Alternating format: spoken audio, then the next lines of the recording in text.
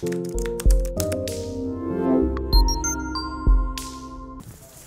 tuğandarına olgan mamileni yüzüp salgan adamlarga da ne degen?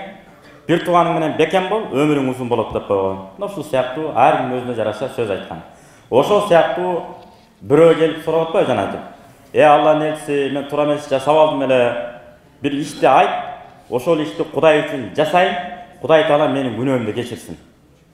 Десе, апаңа сый-урмат жаса, апаңды кара десе, апам өтүп кеткен да деп мындай илам сурап айтканда, Пайгамбар Мухаммад алейхиссалам айтат, анда апаңдын бир туугандарын сыйла деп. Ошон үчүн кыргыздар эмне дейт? Тайке пир болот деген сөз ошондон калган. Тайке пир болот. Анан кээ бир тамашалап коет го ошон үчүн. Атаң көрүп, апаңдын гана бир тууганы болуп атасың болбосо деп эркелеп барганда, албетте анда эки атташ керек.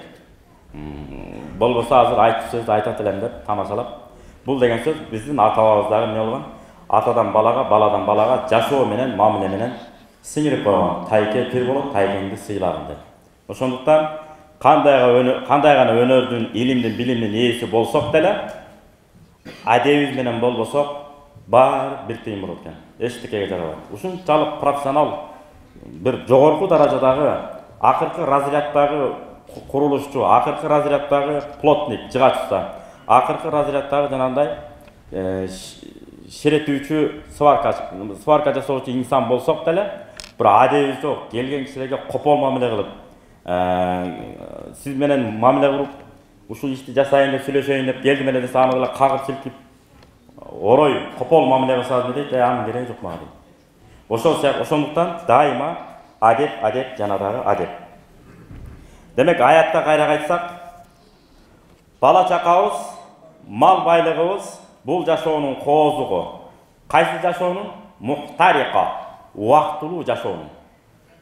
Алеми вал бакияту салихату хайрун лакум амала.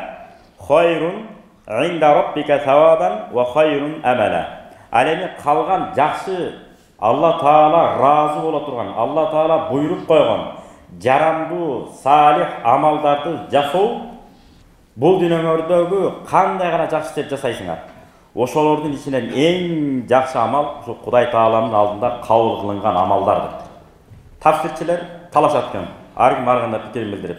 Бирөө бул амал, бирөө бул десе, кээ бир сахабалар айткан экен, 5 мал намазды окусаңыз, бул дүнү ахиретиңизде эң жарап бере турган, Кудай Таалам кабыл ала турган амалыбыз ушул экен.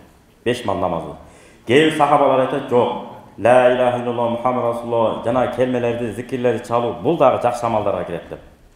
Анан кээ бирлер айтты, жок, 5 мал намаздагы, ошол зикирлер дагы эң негизгиси шарият буйруган амалдарды жасай берүү, ушунун бардыгы салих амал деп эсептелет.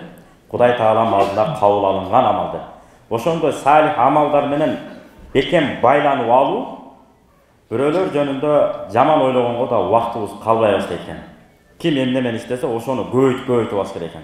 Негатив баягындай адамдын маанайын түшүрө турган жаман ойлор, жаман пикирлер, сөздөр келе баштаса эле, жанагындай салих, жакшы амалдарды көбөйтүп алышыбыз керек экен. Китеп окууну көбөйтүп коюшубуз керек экен. Же болбосо бир ишти, эмгекти жасасаңыз, ошонун да санын көбөйтүп коюу. Кыскасы, туура эмес иш жасаганга убактыбыз калбаш керек.